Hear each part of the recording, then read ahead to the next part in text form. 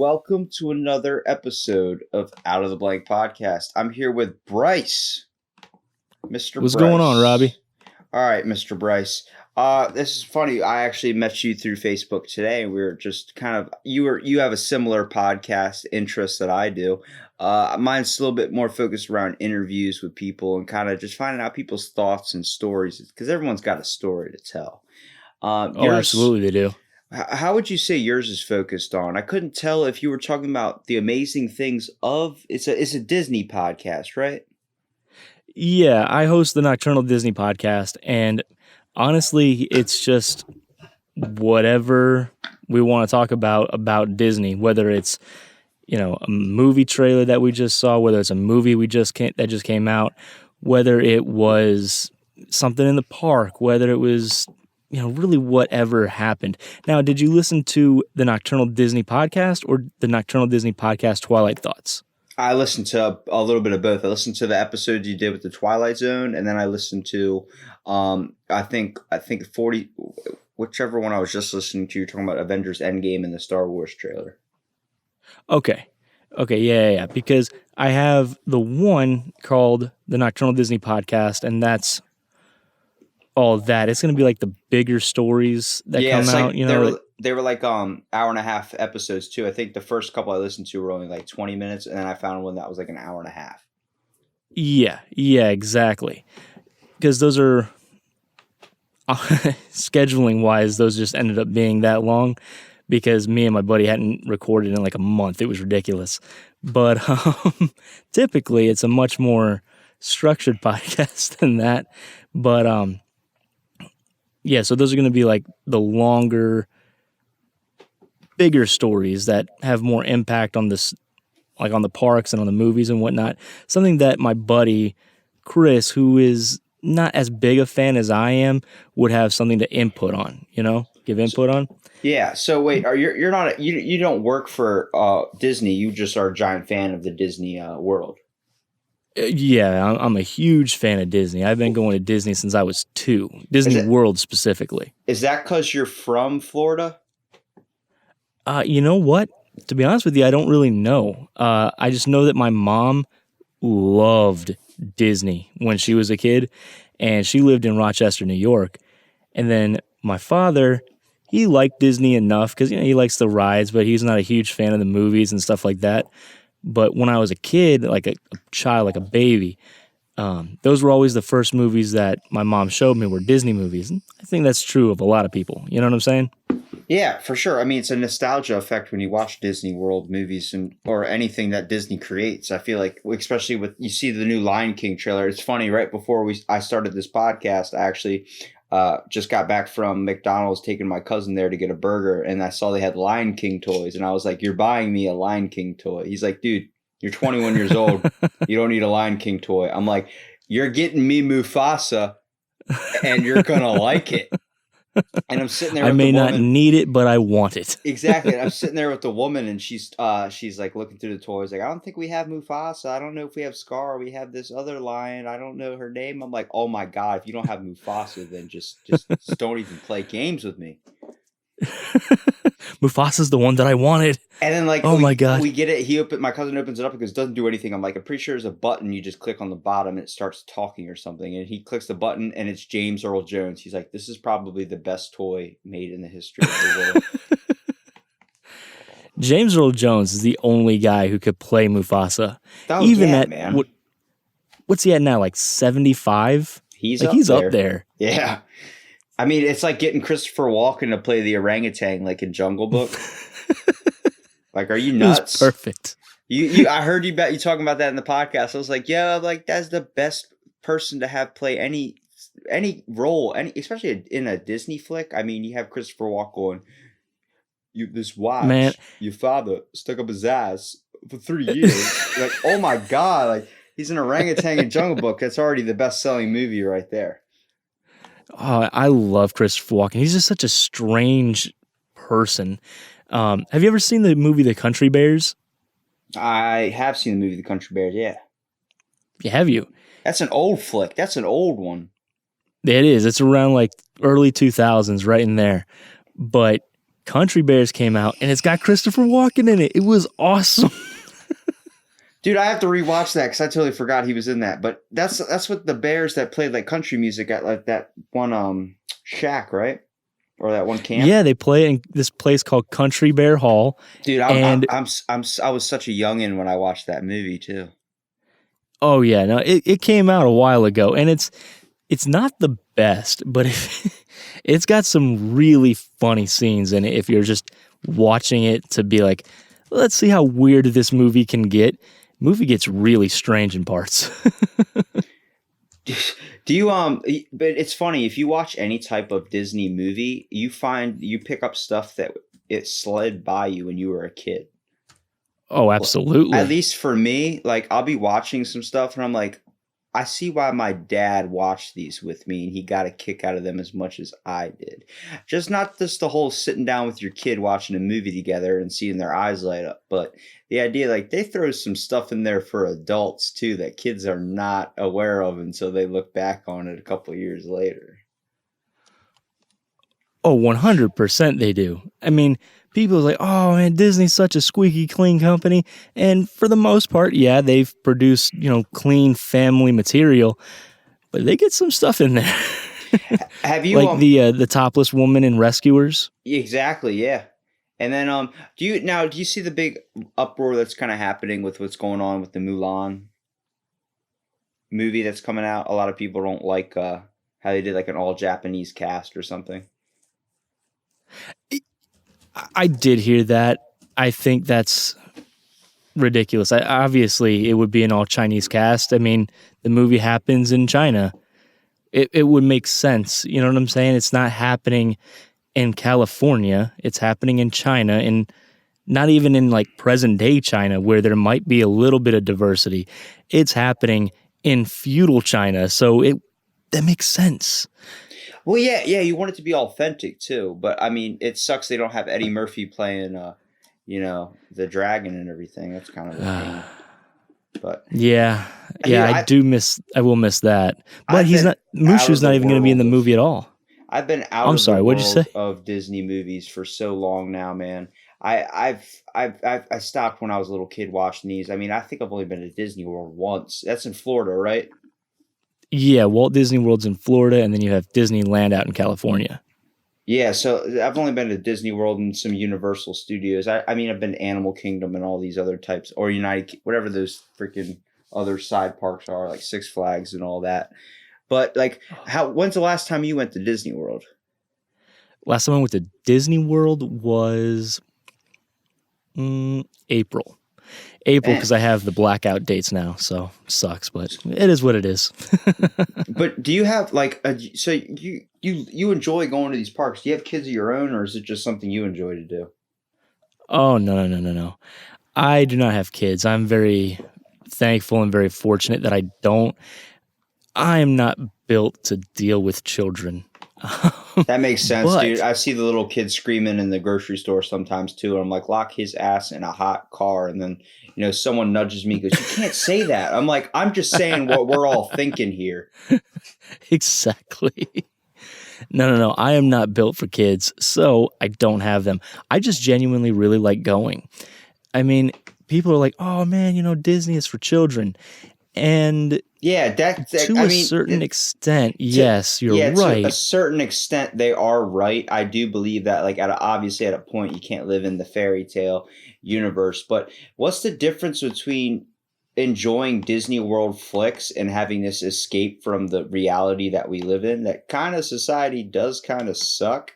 So if you think about having an escape like this, like a good movie or adventure park or something, why is that seen as something for kids when we're, even as adults, chasing after a pursuit of something that's different from the reality we're living? You know what I mean?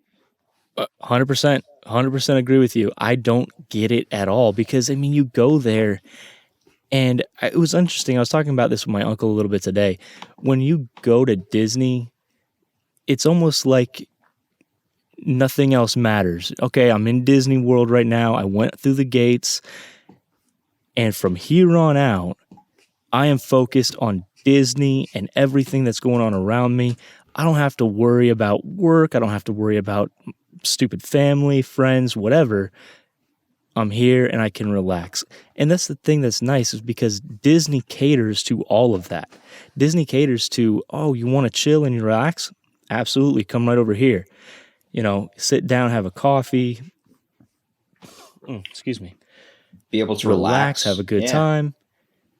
Or if you're like, yeah, you know what? This time I want to go in there and I want to just go balls to the wall, thrill rides, this, and this. They got that too. They have a number of different roller coasters that you can do. Tower of Terror. They have a lot of different things for a lot of different people.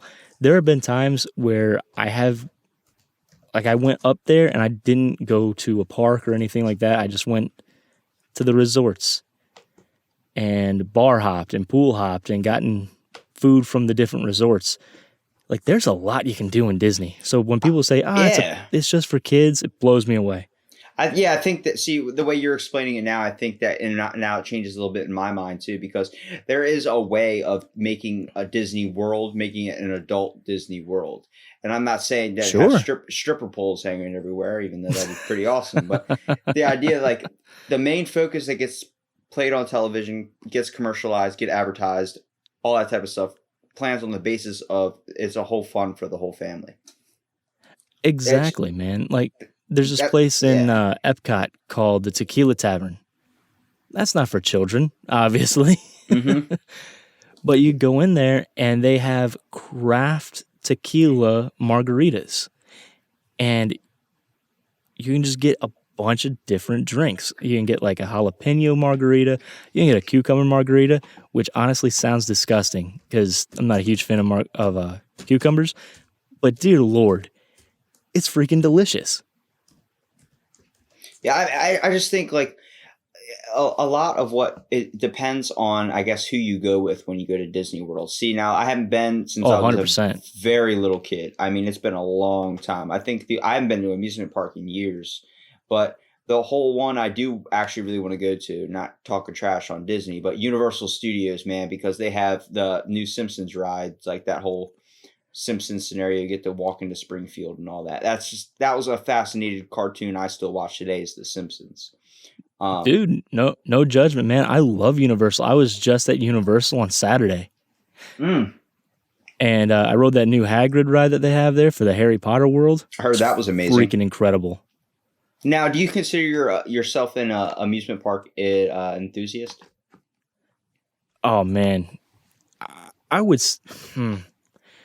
say so, I suppose, just because I love going to just about any theme park. You know what I'm saying? Like, be it Busch Gardens, SeaWorld, Disney, Universal, obviously. Me and my wife every year go up to Georgia over Christmas because there's nobody at Six Flags.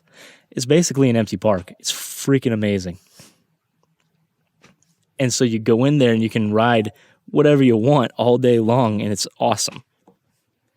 Do you like, okay, so you work, what do you do professionally? Like, what gets you through the day, getting money? What gets me money? I am a graphic designer, and so I do that, and I work with my father. He does window tinting, so I help him with that. I also man the front of his business, so I'm kind of like the face of it, you know what I'm saying? Yeah. Talking with people and whatnot. That's basically it. I also do voiceover work for YouTube and stuff like that, and it's fun. Do you have a passion or something you're trying to pursue, like an end all like childhood dream, or just something you just want to do with the rest of your life? Man, honestly, from the time I was little, I wanted to be a cartoonist, right? Because I saw Lion King, literally changed my life. I was like, I want to do that.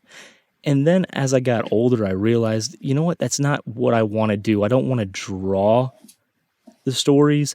I want to tell the stories. I wanted to be a part of that some way. And so that's really what you're doing with your podcast, though.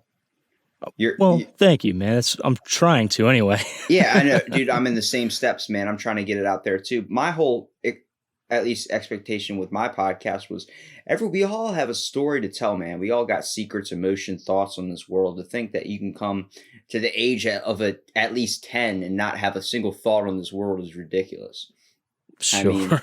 there are so many things, whether you choose to do this because of that, you could have zigged, you could have zagged. We all have these wonderful options in our life that create us into the beings we become and our passions that we pursue. And I'm interested in hearing it all, man. Dude, I've walked on the boardwalk. I live in Ocean City, Maryland, and the popular attraction here is we have a boardwalk that's like 30 streets of just nothing but, arcade games, bars, all these types of things. So I'm walking That's up and cool. down the street and just handing out business cards on my podcast. Like, hey, check this out if you want to be on it. They're like, you don't know me. I'm like, I don't know. I'm willing to take an hour to figure out who you are. And Right, exactly. That's cool, man. I stopped and got into an argument with a couple of Jehovah's Witnesses because they were trying to tell someone they were going to hell since they didn't believe in God. And I was like, excuse me, can I get in on this conversation? Now, it's only because I really like playing. I mean, not to be a dick, but like playing devil's advocate when it comes to, I believe that if I say I like Disney World and you say you like Disney World, then the conversation's over. There's nothing else to really bolster into it. We can just talk about how much we like it. But the factor is, if I say I don't like Disney World and then we just talk about things that, the goods and the bads of it, I can see the benefits of a giant amusement park, but also I can see where people are coming from saying you're not a child anymore and you need to grow up. But I also think that's how you interpret Disney World. Do you choose to go with children and follow the image that gets played on TV, which you obviously don't do when you go? So you go and you have fun. You go drinking. You know how fun it's probably got to be drunk and on an amusement ride? I do. That gives you the legit excuse to throw up on a ride. Like, are you kidding me? There's so much fun you can make with Disney World. I mean, I've been to water parks, and I still have fun with those because it seems like it doesn't have an age restriction. You know what I mean? It just, Right. Disney plays in the whole family scenario. They play in the whole, we accommodate for families mostly. Like when you go to most amusement parks, let's say Six Flags, Universal Studios, they're kid friendly, but they're not all about the kid. They're all about like, Right. hey, here's the dad if you want to sit over on this bench so you're tired of watching your kid play on the monkey bars or whatever. But Disney World's like, we have benches, but we want to encourage you to not sit on them and actually spend intimate time with your kid, which changes a lot of the kid's development, I believe. Like, especially with society today, it seems like everybody's kind of walking around not really giving at least a shit about anybody else but themselves. It sucks, but 100% agree with you on that. there's definitely a few people in the world that are shown or outliers to that whole just justification when it comes to, there are people out there that do give a shit about others and are willing to take any amount of time to help them. But it seems like it's not the normal, and I think it should be the normal. I think there should be more people that learn how to enjoy life not at the risk of hurting someone else's. And it's Absolutely. It would make life a much easier thing to live, wouldn't it? Yeah, it'd be like a Disney World on every block. Exactly. And that's idyllic. It truly, I would love to visit one of these parks again because it's from my childhood memories from it. It was such a bonding experience with my family and moments I remember. I'm not a big amusement park rider. I don't like roller coasters that much. I've actually never been on one with a loop-de-loop because I'm really afraid of heights. But I'll do anything when it's on the ground. Like you get a speed ride, you get go-karts, you go, let's do this thing. Like, I enjoyed the simulated rides. Like I went to a Men in Black ride one time and that was fun. I enjoy the whole over at Universal. Yeah. I think that's probably the most common one I went to back in the day besides Six Flags was Universal Studios. Cause that's closer to where I am. I'm not really close to Florida that much. And, I'm a little bit higher up on the East Coast near Delaware and all those places. So it's a little bit different. Like over here, I think like the nearest ride we have, like our amusement park we have is Baltimore Six Flags. So I'll go there and, see Bugs Bunny and all those types of things. But that's been my giant influence. But I've enjoyed watching cartoons throughout history. And one of the main influences in cartoon history, first of all, you got to bring up Disney. Man, Absolutely, 100%. Because see, like I said, I wanted to be a cartoonist, so I went and took the time to go to animation school. And whenever we had a bit about like, oh, go find out about X movie, choose the movie. I would always choose a Disney movie because not only was it something that I just genuinely enjoyed, but you can't argue with the quality that company's put out over the years. It's been consistent. I mean, yeah, they've gone through a couple of slumps or whatever, but here and there, but it hasn't been enough to sink them as a company, and that is really impressive.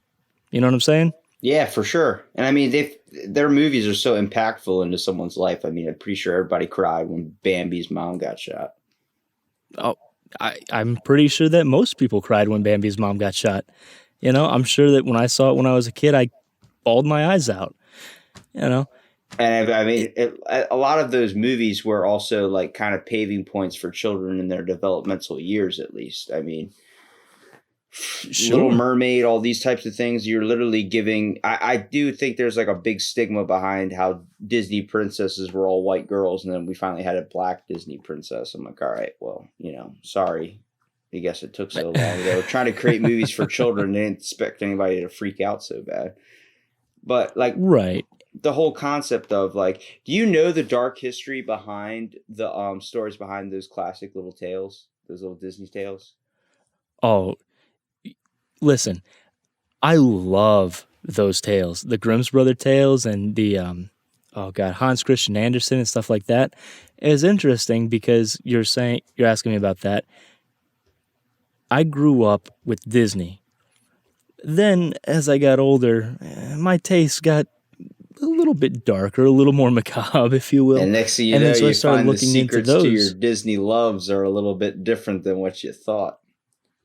Oh, but they're fantastic. Oh, But dude, here's the they're thing, great. They have humanness to it. they do exactly. And the thing is, I can take those stories, right? The ones from the Brothers Grimm or Hans Christian Andersen or what have you, and then see what Disney has done and how they've changed it. And I can appreciate that spin on it. You know what I'm saying? Because if you look at the original Snow White, that's a rough story. Oh yeah, for But it's sure. also about 20 minutes long if you just read it outright, right? And Disney took that story and made it 70 minutes long. So he had to add a lot of stuff to that original story. And so it's storytelling. You know what I'm saying? Like I appreciate storytelling. And I think as a race, people really enjoy storytelling because it doesn't matter where you come from or who you are. 9 times out of 10 when you ask somebody, "Hey, what do you like to do?" I like to watch TV. I like to see movies. I like to read books. All of it is forms of storytelling. That's the whole reason why I even podcast, man. Trying to get everybody's a history book. I'm here to hear the history of Brice. What are your thoughts on the world, man? I want to know what they are. And going back to the whole concept, like Snow White. For a lot of people that don't know that whole Brothers Grimm story, the end of the story with first of all, the evil queen is at the wedding and Mm-hmm. her punishment is to dance around in hot iron shoes, burning her feet until she dies. That Freaking is nuts. freaking nuts to read and find out after you've seen Snow White as a child and be like, that's a moment you just go, get up, you walk into the shower, you lay down in the shower, turn it on, you just sit there and you're like, what is real anymore? What is real? What? I don't know. And then everyone's knocking on the door. You've been in there for a couple hours. You okay? I'm like, just go away.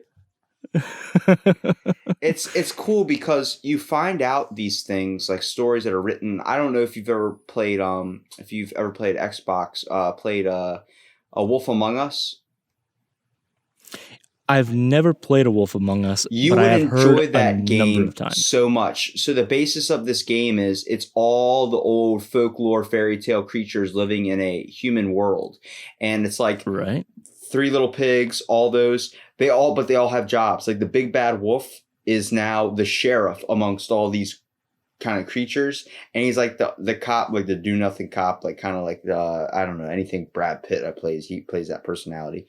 But Yeah. he's walking around like smoking cigarettes and like, detective, can you get this? And he's like, yeah, I'll get to it. Like that whole thing, and it's like Yeah, all of yeah, yeah. them are in the real, like Ichabod Crane's in there, Bloody Mary's in there. It's all these living in this one Really? world, and it's like a giant. You get to play from this big bad wolf, or his name's Sheriff Bigsby scenario, and it's like doing that after you've been impacted, which nobody in this world, I'm pretty sure, can say they have not been impacted by a type of childhood movie, like by what Disney could create or something, because everyone has Absolutely not. experienced it. I mean, you've at one point school has put on that one thing. Sure. I still Absolutely. can't watch Beauty and the Beast, because I actually went to the hospital when I was like a very little kid, and they played nothing but Beauty and the Beast over and over again. And I was like, I swear to God, if I ever see this again, someone's dying. Because I was like, he just changed it. And they're like, nope, you're okay. And just had it on repeat. And I'm like, oh my word, this is the worst thing to watch right now. But That would be rough. That would be rough for a long time over and it's over and over again. Yeah, it's a long, complicated movie too, especially when you're like 6 years old. It's like, oh my God. All right, what can we watch? Toy Story? I thought Lumiere was funny at first, but now he's making me sad. Yeah, I don't like the spinning teapot talking to me. I'm afraid to hold furniture. But I find a fascination with Pinocchio and these types of tales. And then one of my favorites is The Little Mermaid. I mean, I don't know for how long I wanted to be able to breathe underwater and do these types of things. Well, in the real true story of the Little Mermaid, or the dark side of it, in Hans Christian Andersen's version of the tale, Ariel makes a deal with the Sea Witch in order to become a human and pursue the prince she saved in a shipwreck. She gets a pair of legs in exchange for her tongue. However, part of the deal is that every step she takes with this new pair of legs will feel like walking on shattered glass. If Ariel gets her true love's kiss, she can remain a human, but if she fails, she will die. And then she ends up doing it was the prince never actually saw Ariel's face when she saved him, so he ends up marrying somebody else. And the Sea Witch tells Ariel she can just turn back into a mermaid instead of dying if she kills the prince. And of course, Ariel cannot bring herself to do that. Instead, in the dark Disney fashion, she throws herself into the ocean and dissolves into sea foam. Like, you hear that after watching The Little Mermaid, and you're like, what? Like, that is not what happened at all. Where was Sebastian, the singing crab? Where was all these wonderful things that made me believe in magic? And now I feel like someone just took a chunk of my heart or soul and just put it in a shit grinder.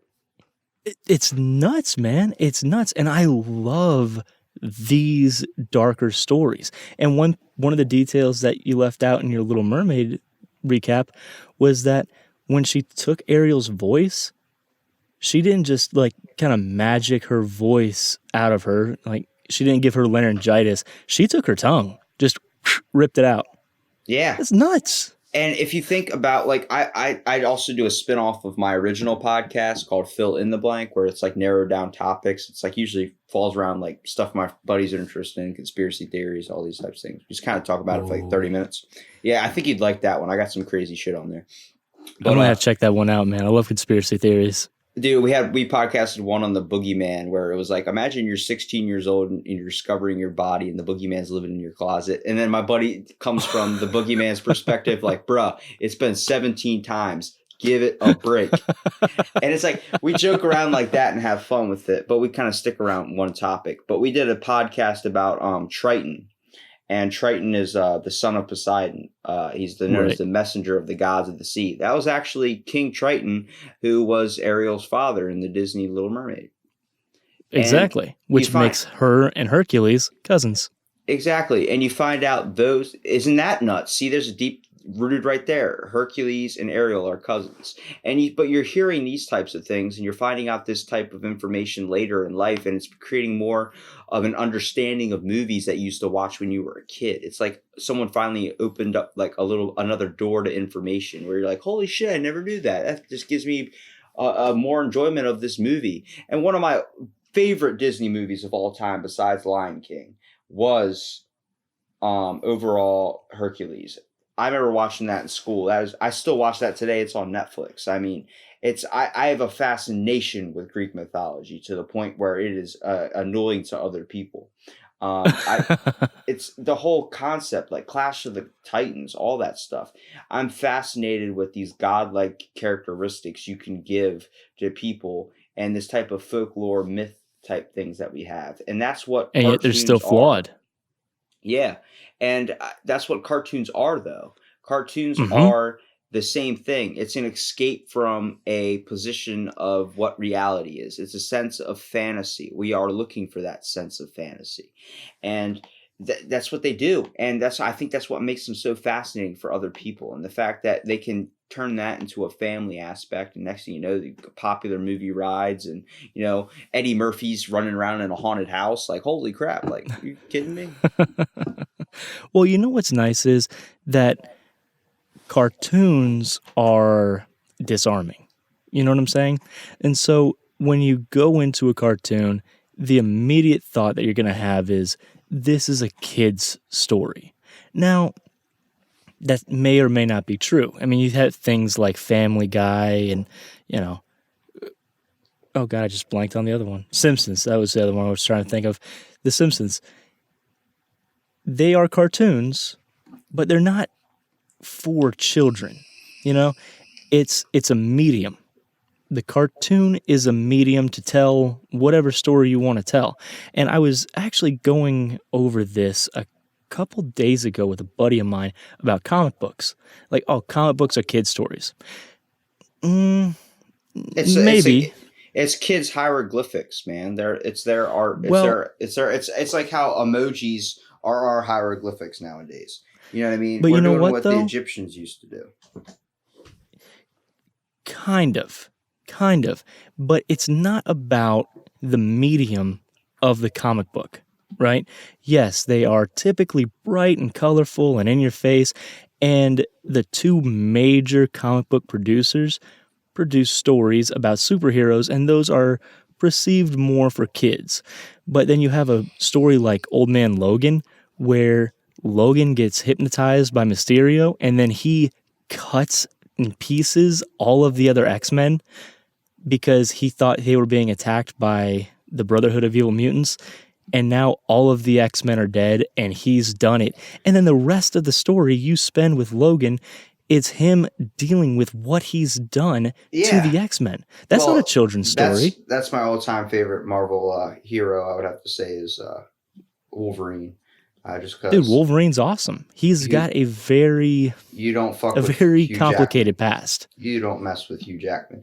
I like Deadpool. I don't like how Deadpool's so mainstream. But I mean, my overall favorite superhero of all time was the Green Lantern. A lot of people gave that movie shit. Really? All right, I don't give a shit. Even Ryan Reynolds gave that movie shit. I thought it was a good movie. Ryan Reynolds says differently, but at the same time, I've known the Green Lantern to be a black guy from the Justice League TV show when I was a kid. Sure. But Jon Stewart, man. the Green Lantern has always been my favorite. And when it comes over to the Marvel side, my buddy goes, "Oh, I love Spider-Man." I'm like, "No." And every time the Spider-Man movie, like the new one that's coming out, Jake Gyllenhaal. That's the only reason I go see Jake Gyllenhaal. He's like, "Why?" I'm like, "I'm not gay. I just think the man's extremely attractive." Yeah.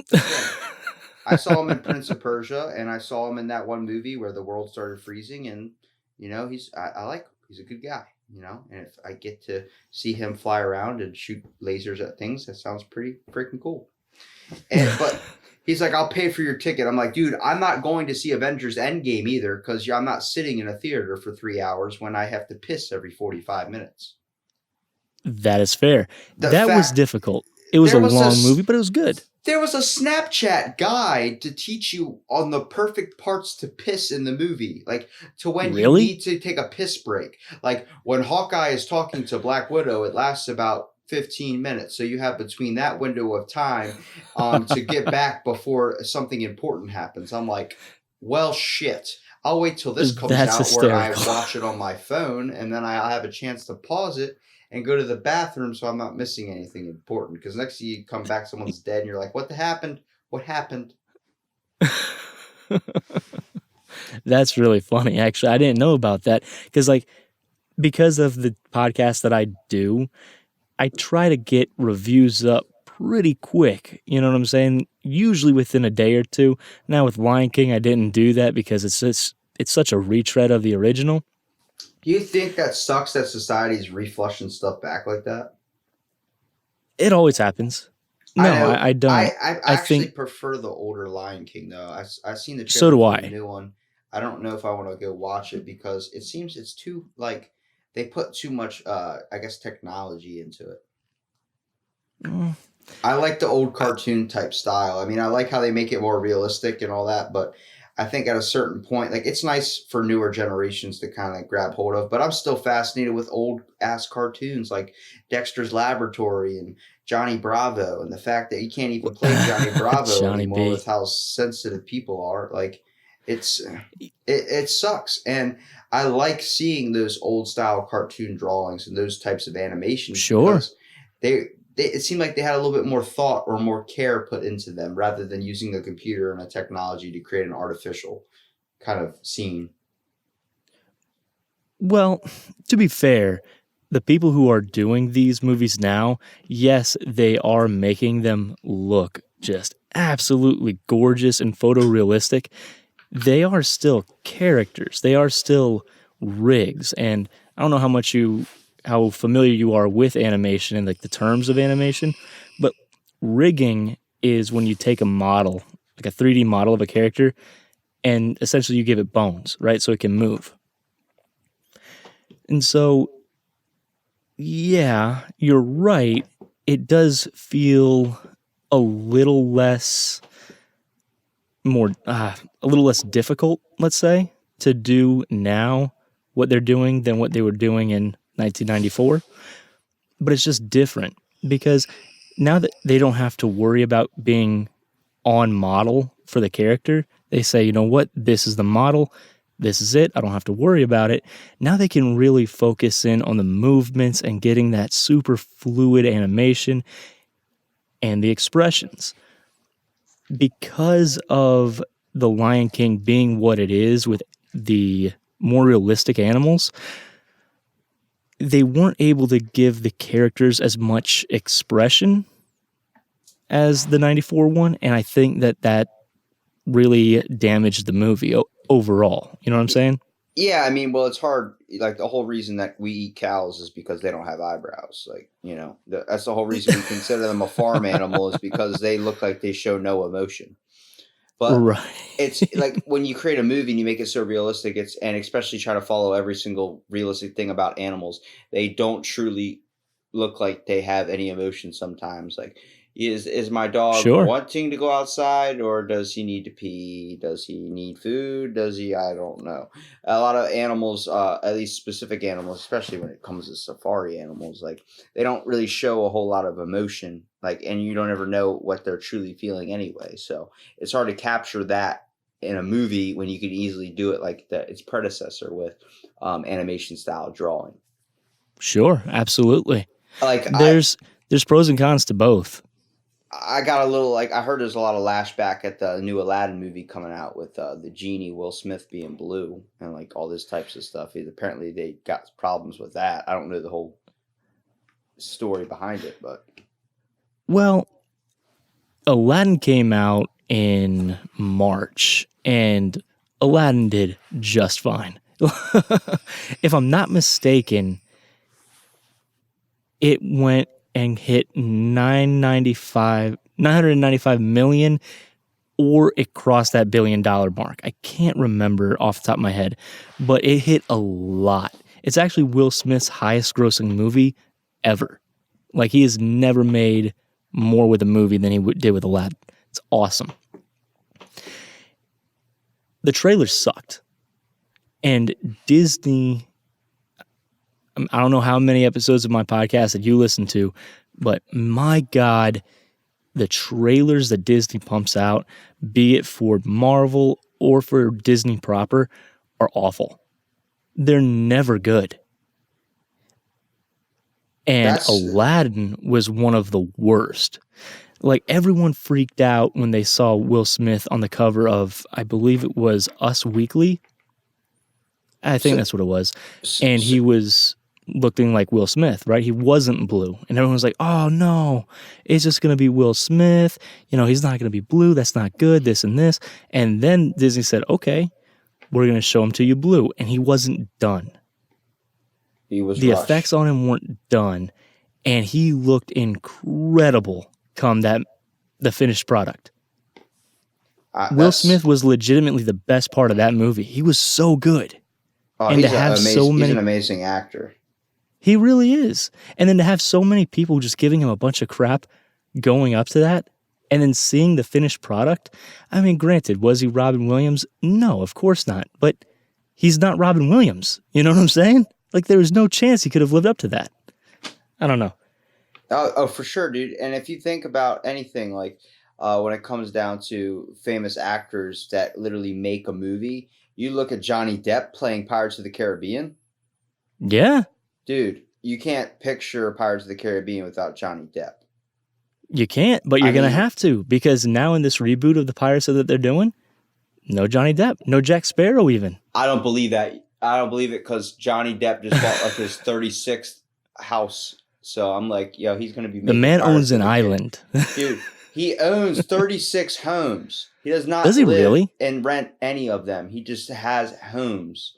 And they're like, what are you doing with your paycheck, John? He's like, I'm buying another house. He's like, what? Like, he's going to be making Pirates of the Caribbean like 86. It's going to happen. It's just he's got too many things. They're like, can you stop buying houses or sell some of them because you're losing money? He's like, nah. Sorry. What's your favorite Johnny Depp movie? Oh, God. He's been in so many good ones. I really liked, I don't know, I have to say Pirates of the Caribbean, man. I really do like Transcendence, that one movie with technology, because I am fascinated with Skynet and all that Terminator type stuff. But right. I don't know, Pirates of the Caribbean, like I've played games that I'm more fascinated with older history type games and movies, like games like I don't know if you know Assassin's Creed and Assassin's Creed is a great franchise. Yeah, Odyssey probably my favorite, just because it deals with so much with Greek history and architecture and all this stuff. And I get fascinated with Black history, Flag was man. mine because of pirates. That's what I was going to say too. That probably got me into the whole hooked on Pirates of the Caribbean because of Black Flag. Oh, really? Be a pirate and everything.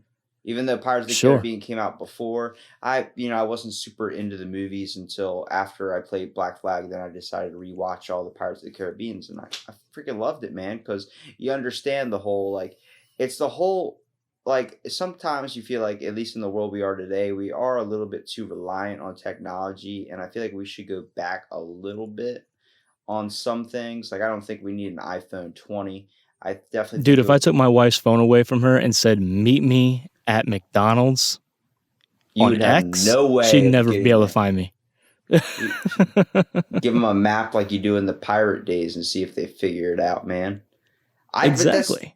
There's just so many things that we look at and like, oh, that was old time days. Oh, those were terrible times. So I'm like, yeah, there was definitely things wrong with it, but you can't tell me that sitting around with Leonardo da Vinci while he's creating his flying machine or doing all these contraptions is better than or is worse than, I guess, sitting on your phone playing Candy Crush. Like, that sounds fucking terrible. I would love to be watching Leonardo literally in his craft, in his aspect, just being able to create this shit, being around pure creativity in its form.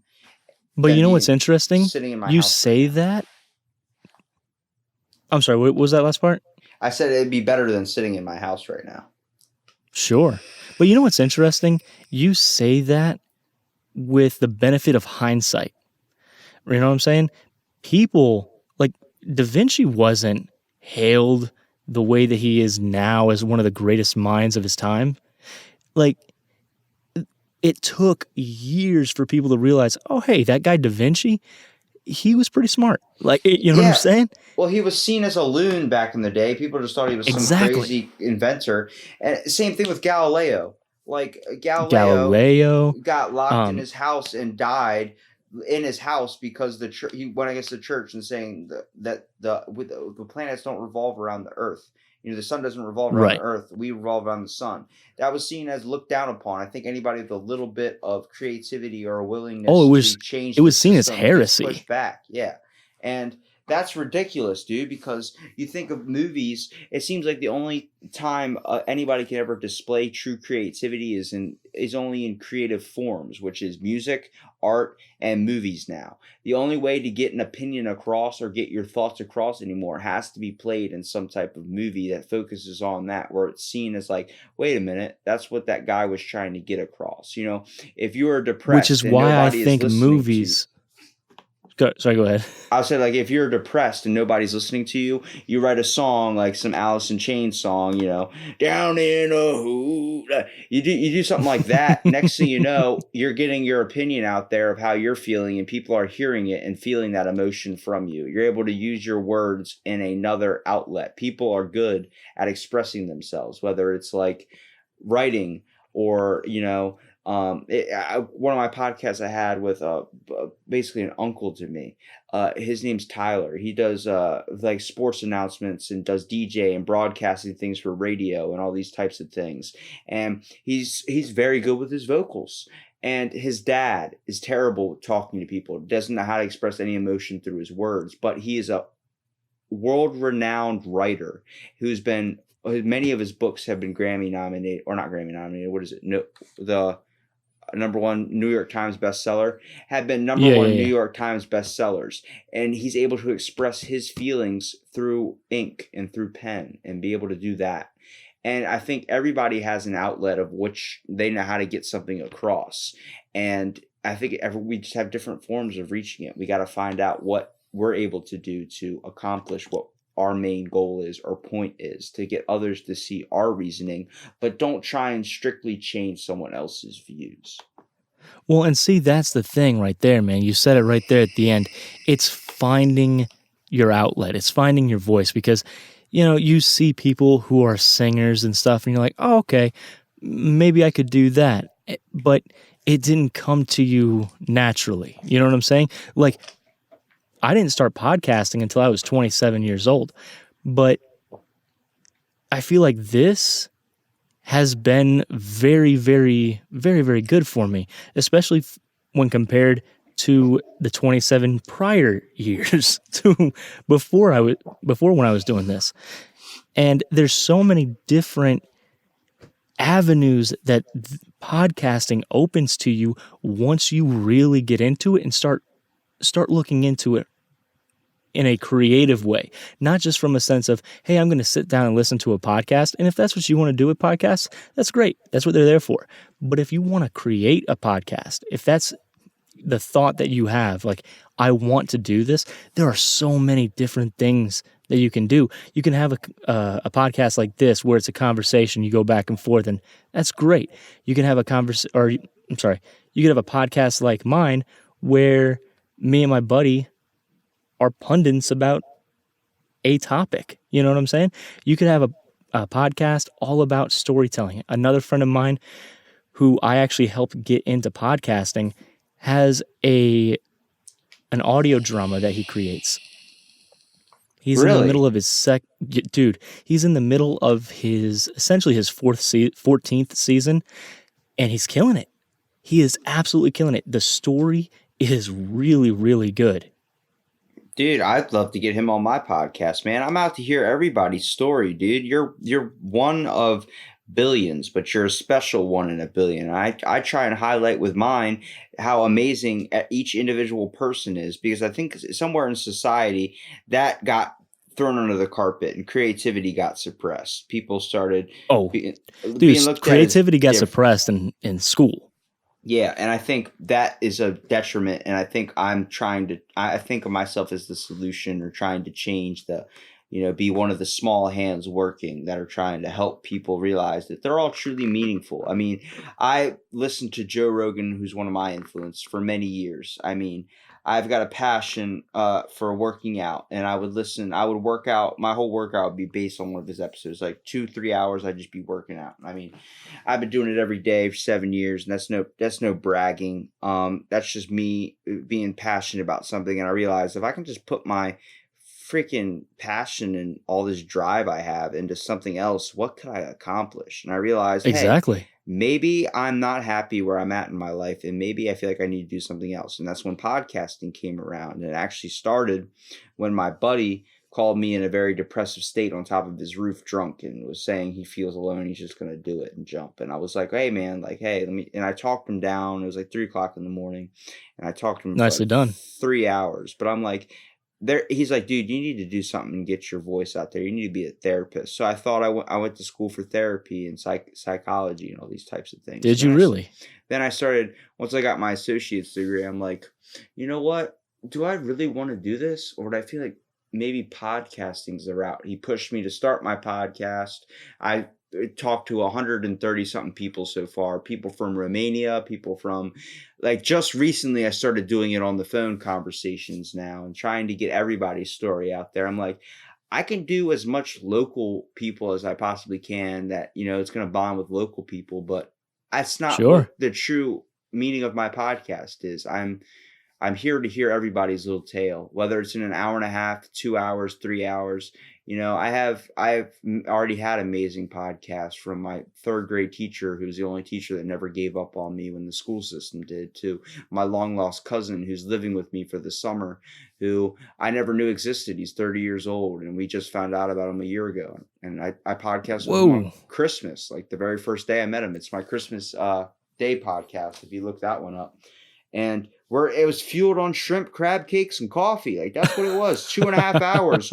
We dug into Skynet and how the world's going to be controlled by robots. And it's the stories. It's going that way. It's the stories you realize that as it doesn't matter if you're from Florida, if you're from Maryland, if you're from Russia, if you're from Bulgaria, all these things, everyone has the same hive mind thinking of how everybody's walking around the world today with a mask, more willing to act like your friend, but truly not be your friend. And I'm just wondering, is that something I can fix? Is that something we can change? Is that something I can tell somebody who's afraid to go out into the world and do anything with their life, who just feels comfortable in the same routine every single day? Is there something we can do to fix that? Or do you feel like that's what you want to do? Because I can tell you, I've worked with a woman for 3 years, and she finally told me, she came out saying, I used to be a professional women's champion arm wrestler. I'm like, excuse me? And she goes, yeah, I used to professionally women's champion arm wrestle. I used to win trophies and tournaments and competitions and all these types of things. I'm like, do you want a podcast? She's like, sure. And we did it, and it was a story. And I'm like, there's people out there with a story to tell, man, and I want to hear it all. Like, nobody knows the facts of, Walt Disney, him being against Jews. Nobody knew that, That's like little secrets you find out about him being anti-Semitist, and he hated communists and all these types of things. You start hearing these types of things, and you're like, what other secrets are there out there? What other stories or hidden personas are people hiding, too afraid to display who they truly are in public? I mean, he's a great one, first of all. Created an amazing franchise, Disney. And then you see there's the dark side to him. We all got a dark side, but we all got a beautiful side too. And I feel like more nowadays with the world today, it's the dark side that gets showed out into public because people are being too suppressed. I believe when you start suppressing creativity, it only has one way of breaking out, and that's after it builds up so much to the point where it comes out in an uncontrollable anger where you're not funneling it in the proper way. I agree with you there because, man, people are in such a rage now, and they just want to be aggravated. They want to be mad about something. They want to be outraged by something. The outrage culture of the world today. And I don't get it because I don't understand why someone would so desperately look for something in anything to be upset about the way that people do nowadays. Like, I hate country music. I'm not going to lie to you. I hate it. I detest it. I don't think it's fun. It hurts me to listen to it. But I'm also not going to take a high-powered revolver, go up into a hotel room, and start blowing people away who do enjoy it. Let them be. They're not hurting anybody. You know what I'm saying? Like, if they were hurting somebody, I could understand it maybe a little bit, but they're just out there having a good time, hanging out, drinking beers on a lawn, listening to some guy in boots sing songs to them. Let them have their fun. Why is it that somebody needs to shoot them with a high-powered gun over and over and over again? Like, it's that kind of mentality that just doesn't make sense to me, and I feel like a lot of people are just like really teetering on the brink of rage. I have this Disney podcast that I do, and so I ask questions on Facebook to people. Hey, what do you think of such and such topic? And like I said, this past Saturday, me and my wife had went to Universal. And so when we were there, we saw a bunch of people wearing mouse ears. Now, the mouse ears are headbands that you'd get at Disney, and they look like Mickey Mouse ears. Yeah, I was always a fan of the Pluto ears. Sorry, buddy. That's cool too.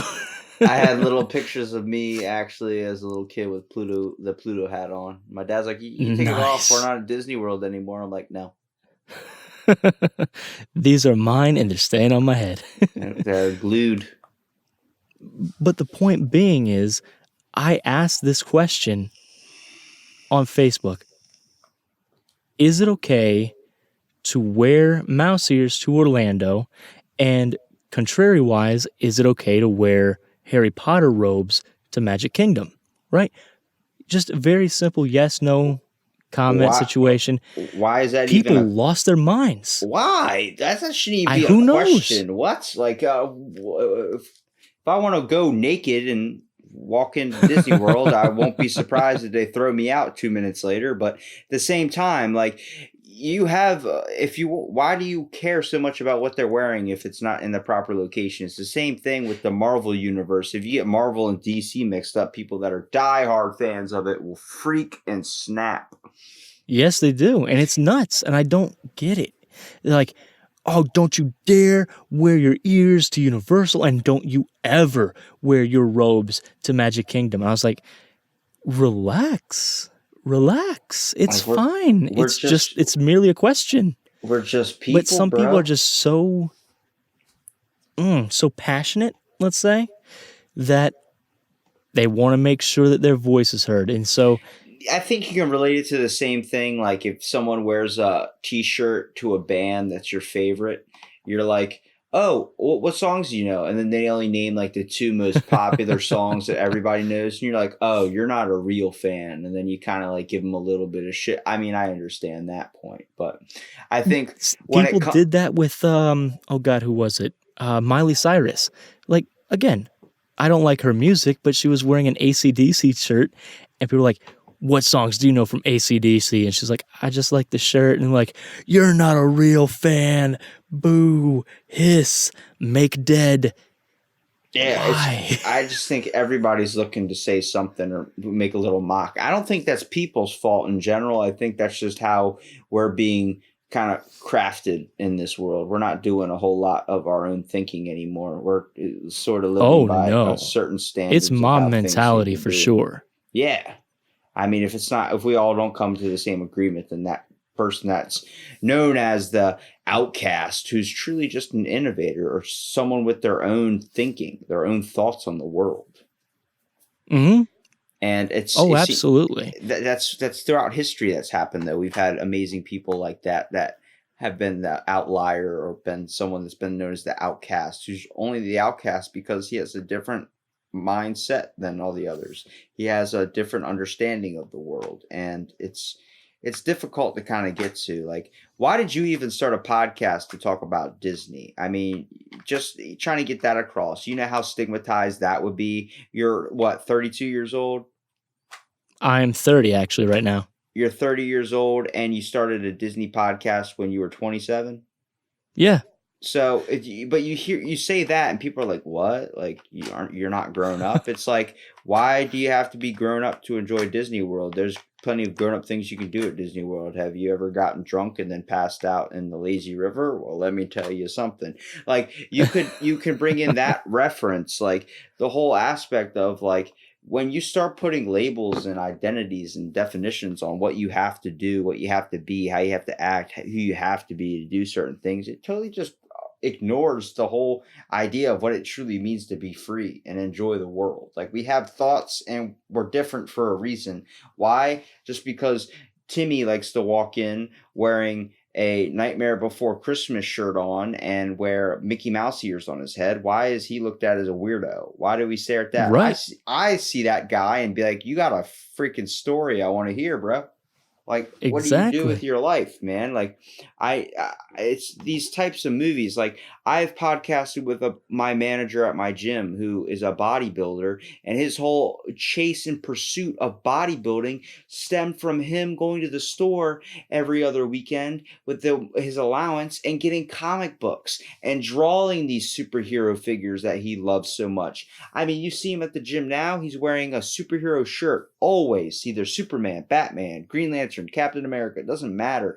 And you're like, how can you be this bodybuilder guy and have this fascination for I don't even know, something so childish? And he goes, I actually got into bodybuilding because I used to be fascinated with how these cartoonists used to draw these bodybuilding figures, and I decided I wanted to try and make my body look as superhero as possible. And then he started winning Sure. competitions, and next thing you know, that's what stemmed him. I'm like, we all can take something from life, but I feel like we take the bad and not the amazing, beautiful things about it.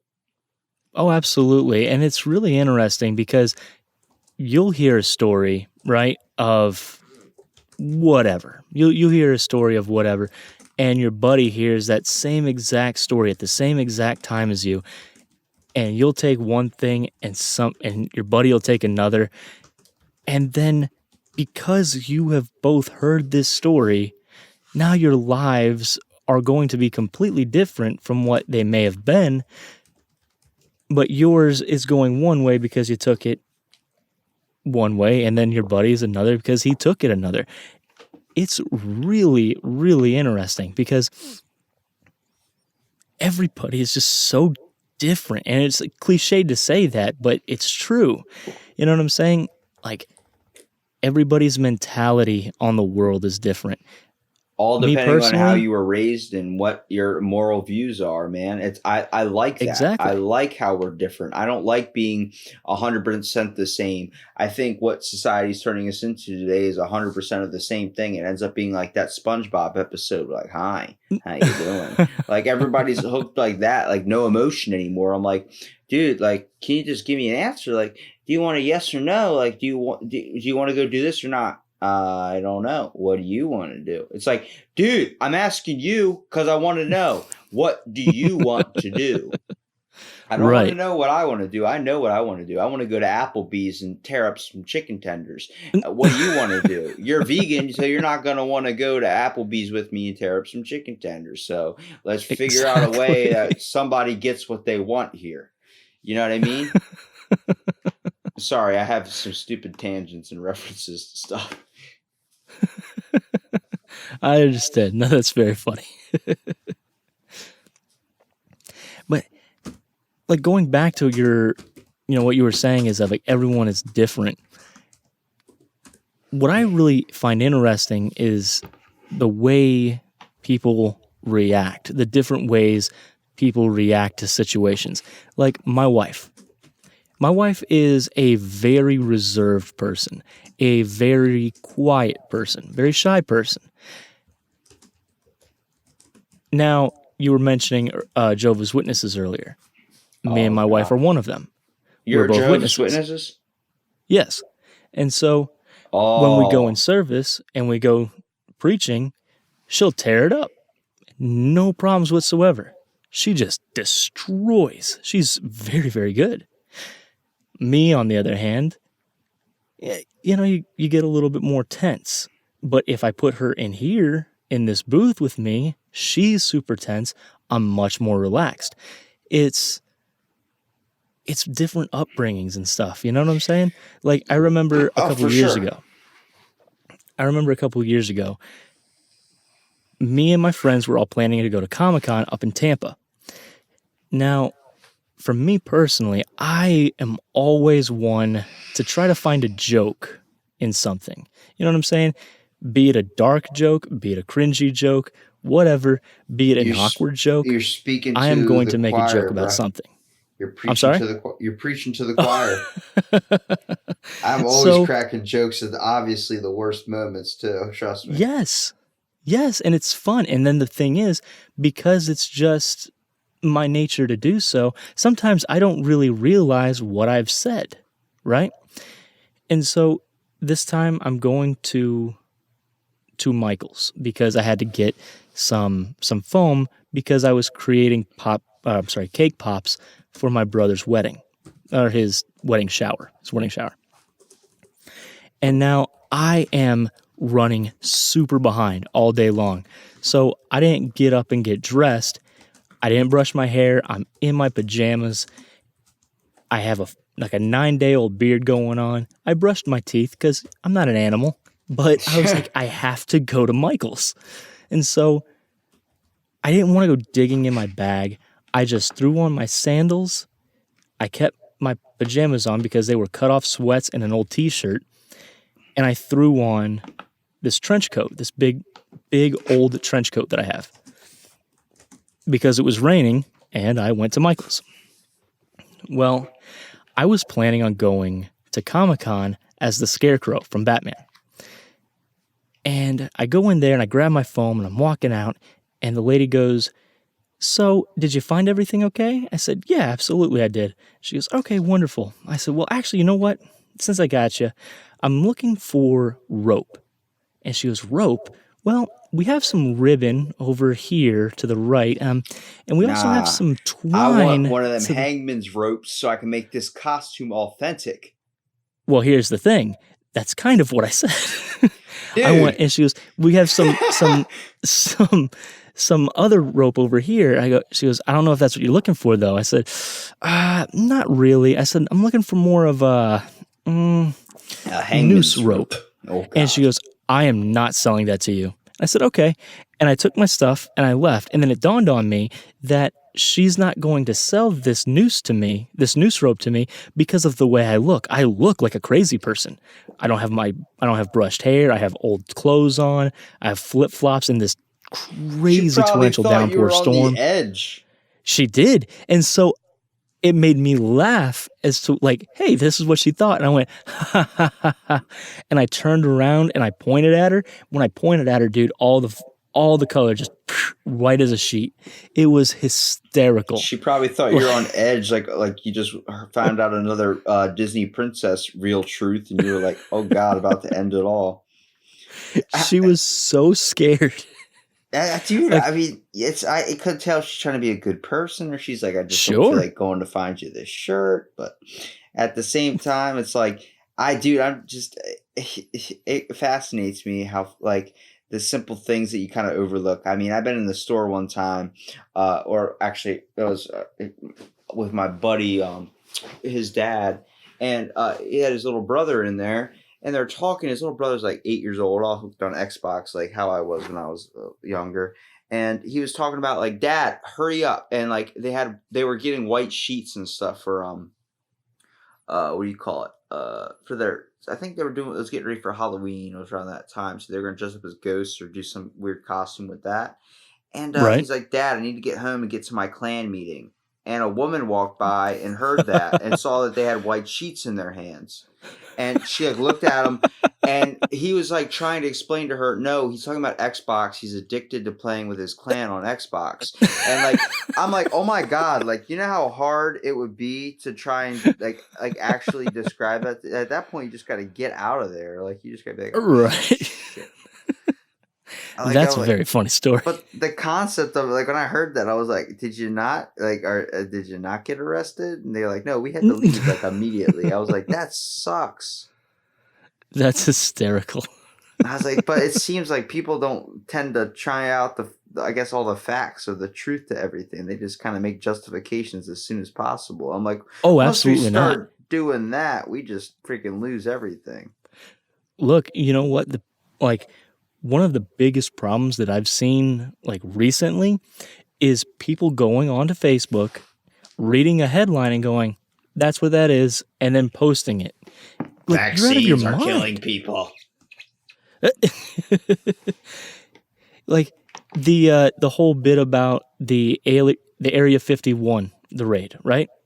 And Which then, all right, hold on. My very first podcast I do that narrows down on topics called Fill in the Blank was mhm. on Bob Lazar before it came out that he was right all along. I talked about him before Did the you listen to the Joe universe. Rogan episode with him? I did, of course I did. Are you Oh kidding my me? god, wasn't it good? It was good. And you know what sucks is now that 660,000 people have signed up to do the Area 51 raid. He actually came out to the news saying that he faked everything, like it was all a lie. And I'm like, is he doing that because of all the people that are probably going to get shot and killed at the Area 51 base? Because there's no way the government is going to let anybody near any of their secret government shit. And Correct. he has quoted saying, Bob Lazar is quoted saying, "Hey, there are no aliens at 51. That is a government training ground. Do not go there. The one person that did go there one time got shot, so I do not recommend going there because you probably will get hurt." All these people are Sure. completely not listening to him, like, we're going to find the secrets to alien shit. He goes, I never said Area 51 had the secrets to alien shit. I said S4, the secret hangar from 30 decades ago, had the secret shit in it.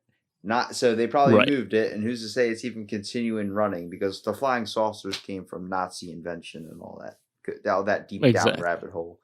But if you watch this documentary on Netflix, you listen, you're like, holy shit, like there's no way that's not true because I've podcasted on conspiracy theories. You know that movie, The Men Who Stare at Goats with George Clooney? Yeah. That's based on a true government program where they were creating Jedi warriors, basically psychological Right. warriors, and that was It's 20 minutes away from where I live, where my parents grew up. really. And I was like, Mom, did you know about this? And like, yeah, I heard about that a long time ago. And I was like, did you know about all the shady shit they were doing? And she goes, what? And I start reading her like the article. Because when I do the topics, I do all the research to it. I print out the research in front of me. I make sure I'm highly educated on it. And I start talking about it. It's the Well, whole as well you reason. want to be, because if you don't, then you're going to come across as like, hey, you didn't do your research, you idiot, you know? Yeah, It's exactly. not good. You want to know what you're talking about, but at the same time, like I'm open to all interpretations. I have no problem with anything in the world. If I'll try anything once. Yes, I'll maybe try cocaine. It's okay. Um, I can't make a justification on something if I've never tried it myself. If I have no insight, then there's no point in me judging it. So when it Sure. comes to religion, let's say that, okay? Because you said you're a Jehovah's Witness. I have no problem Yes. with Jehovah's Witnesses, but I have a problem when someone's trying to conform someone saying they're damned to hell since they don't believe in God.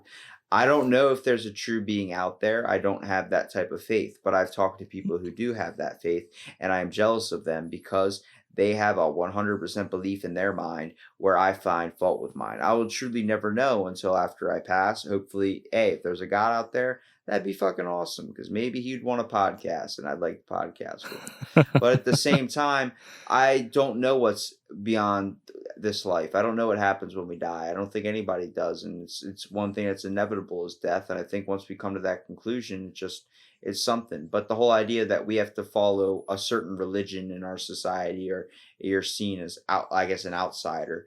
It's why I went to my Maryland courthouse and I got my ordained minister's license under the United Church of Bacon. Yes, I said the United Church of Bacon. I have a degree hanging on my wall that says ordained minister. And Bravo.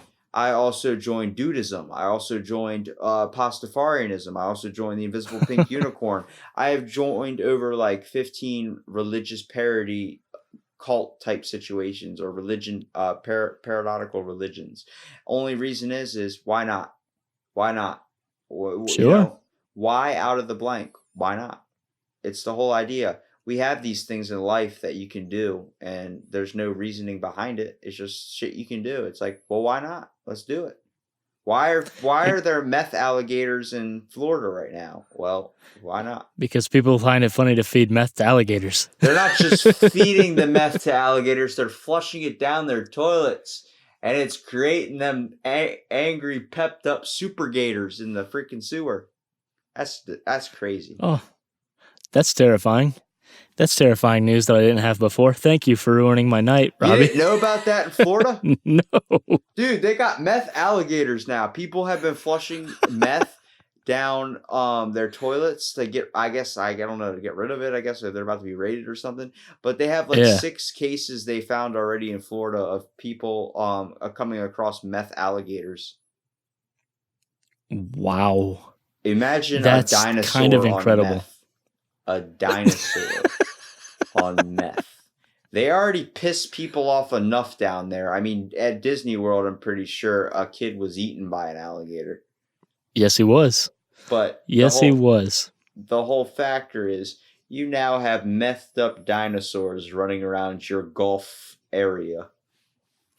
Oh, Florida was a messed up place before. Now we're just screwing with people now. Now I can kind of talk a little bit of trash on Florida because I used to go up there all the time because my grandma lived up there. So, oh yeah, let me tell you something. I have never met a place where there's been so many old people wearing Hawaiian shirts that golf, and also you find the dumbest stuff happen, like a giant tortoise in the middle of the road. You're like, what is he doing there? It's ridiculous. What is he doing? Is he going across the street? No, he's laying down in the street. Oh, Jesus. And you got to get out of your car, throw him off the street, get back in your car, drive away. It's a nightmare. Dude, I hear you. My freaking uncle was driving his motorcycle down the streets in Florida and hit a freaking alligator. That doesn't happen. How do you miss an alligator though? It was so quick. It hopped off the side, like out of the grass. You didn't even see it. Oh, He gotcha. said he hit it like a speed bump, and he said he flew over the handlebars and everything. He just got back on his bike and drove away. I'm like, like what? Like that would be terrifying. The worst thing you get hit down where I live is a deer, and that's like they just run right into you. They don't give a shit. But like that, I mean, a gator? Like you're worried about like what? Like, oh, I try and be aware on the road. Be like, no, there's a freaking methed up dinosaur in the bushes waiting to come at you and freaking tomahawk your ass. Did you see the movie Crawl? Yeah, I've seen the movie Crawl. Did you see it? Yeah, the old like weird gothic movie. No. Not that. Not the movie Crawl. Oh, Crawl. Like it's in theaters now. It's about alligators. Oh my It's great. Goodness. I gotta watch it. Gotta get up on them gators. That gator soup, dude. Sewer gators are a real thing. See, are they? Because I've heard that they are not. I have podcasted on it. Have you? A lot of people think it's a myth, but there actually has been some cases of sewer gators because people do flush some weird shit down the toilet. I believe that. I think there's a lot of things I guess when it comes to certain things, there's just weird shit that goes on in the world, man. Like the poison candy myth. You ever heard about that? People poisoning Halloween candy? That's a complete That's a complete myth. That is not real. I heard that. I podcasted. I had somebody send me a story the other day, like, oh, people are injecting AIDS into bananas. No, they're not. No, they're not. They're not. It's the same thing with the freaking pinprick attack. It's a type of terroristic myth that was created on the internet where people were afraid that other people were going around injecting other people with AIDS. The whole easy thing, that whole belief, whatever. Well, there was a giant scare. People used to be afraid to pump gas because people were leaving like heroin needles under the gas handles. And also in the coin returns of like phone booths and shit, people were breaking off heroin needles in there and people were afraid to get AIDS from it. I got so sick of getting those stories. Like I remember I had one friend just kept sending me crap like that just over and over and over. And I had told him, stop it, knock it off. And I had to sit him down. I was like, listen, this is all fake. You can tell. Do you see that bad grammar right there? It's a dead giveaway that it's fake. Because if it was something from a reputable company, that would be fixed. Like, this is all garbage. Knock it off. And then they finally did. And that made me happy. And guess what? I still don't have AIDS. Yeah. I'm still scot-free. Exactly. I just think there's these things that, we create that I think where we see our creativity hit good aspects, like with animation and these types of like amazing parks and stuff, they get taken down in a weird way with some people on Reddit when it comes to myths and all these types of scare tactics that try and push people to be less willing to pursue anything, I guess. Be afraid to travel out in the world. Like Mean World Syndrome, the idea that the news it's the theory that the news affects more people to keep them inside by displaying a lot of more of the bad things, highlight the badness of the world on the like cable and everything. So you're watching TV and everything's like you're hearing gunshots, people getting killed all over the streets and stuff. You don't want to go outside and explore the world. It's the main reason Right. why I don't you know go to about that, but I know for a fact that news organizations push that kind of headline because it gets views. well, no, yeah, You know what I'm saying? that's a real thing though. Mean World Syndrome. If you look that up, like that's the reason why if you go to a nursing home, they don't have the news playing on the TV because it seems that now at younger ages, more kids are less willing to go outside, at least if they get inflicted by the news, and also video games, obviously, but. It seems like people are kind of scared of what the world is turning into with how crazy things are getting. Like people, the world seeming to become like more dangerous and dangerous. Well, they don't play news in retirement homes. They only play Jeopardy shows and all these other types of things. And they actually, most of them lock the channels so they can't switch it over. Because when you're old and you have nothing to do, you can't go outside. You can't really move around like you used to. You're usually kind of confined to your bed. You're watching Mhm. TV all the time and you're watching TV all the time. If Sure. I just keep showing bad news programs or bad articles that the news plays, you're going to be completely scared of going and experiencing how awesome truly people are. You're going to be afraid. You're going to get depressed. And depression is no joke, man. That is a monster. And if you have depression on top of being in a retirement home, it's a bad mixture, you know? Yeah, like my whole thing was I always wanted to make sure that at the end of my days, I was able to say I had a life. Like I lived a life, man. I don't want to say I made it Yes. through a life. I've heard too many people Absolutely. say I've made it through a life and they just got comfortable and that's how they chose to live it. I want to be able to say I made my life something awesome. Exactly. You want it to be something that you look back on and you're happy. It reminds me, this is like, I don't recommend taking life advice from movies, but I saw the movie, The Inception, right?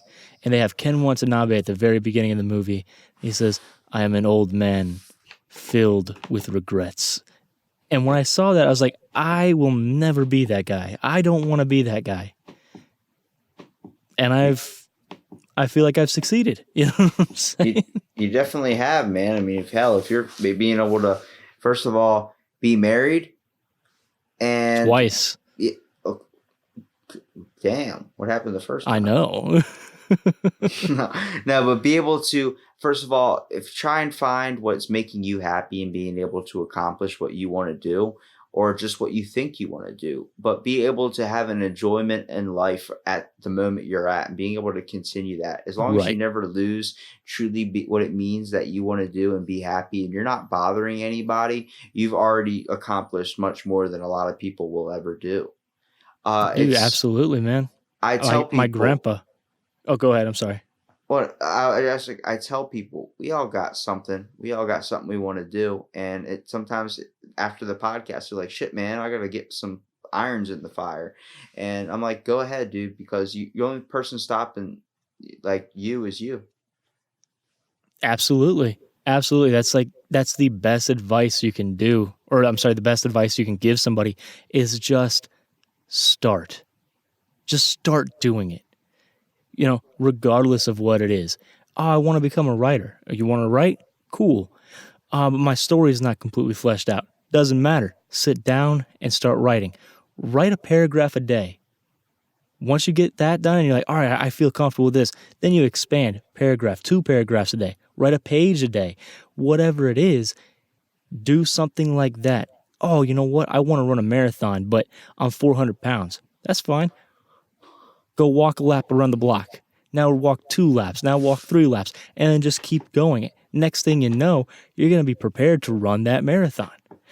It's not going to be quick. It's not going to be instantaneous. And I think that is the problem with a lot of people is they want They choose the immediate easiest gratification. option. They choose the easiest road, man, and they don't care Exactly. how they get there, whether it's stepping on the throats of other people to get there. Let me tell you something. Exactly.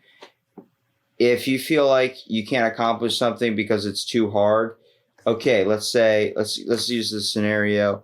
You want to write, but you're dyslexic and you have problem Parkinson's. You can't move your hands very well, so it's very hard for you to hold a pencil. It's very hard to do these things. But you want to write, that's your passion, okay? All right, then you're going to have to work twice as hard to get to your passion. But I guarantee to you, nothing's stopping you but you from doing it. Exactly. That's all. It's what anything is. You want to make the best Disney podcast out there. Well, guess what? You're going to do it as long as you keep motivating yourself to get forward into that. Is that what you want to do with your life? You feel like that's your comfortable scenario? I would be so fucking happy if my podcast would just be able to help me sustain through my life and I would never have to worry about bills or anything like that. I'd want a podcast with everyone in the world. I actually plan on this winter taking travel trips, going around the country, going to maybe different countries and just taking my little recorder, mobile recorder, whatever, and just be able to podcast with as many people as possible. I could do 50 of them in a day. I love it. I love hearing people's thoughts and stories, you know? It's good conversation. There are no bad conversations. People say, oh, but Well, that was an argument. No. It was a conclusion to something where both parties did not agree. That's all it was. sure. It was overall, it's a conversation, just two people talking. Wherever it goes, it goes. You want to talk about aliens, you want to talk about freaking Bob Lazar, if you want to talk about, Mufasa, if you want to talk about the weird shit Disney has in its closet, I don't care. It's all something that's out there, and it's information that's just going to strike and create something for someone that's listening to be like, whoa, hey, that guy's smoked a little bit too much crack. And that's all you can do. Like when I started doing the Nocturnal Disney podcast, and even to this day, I do it for myself.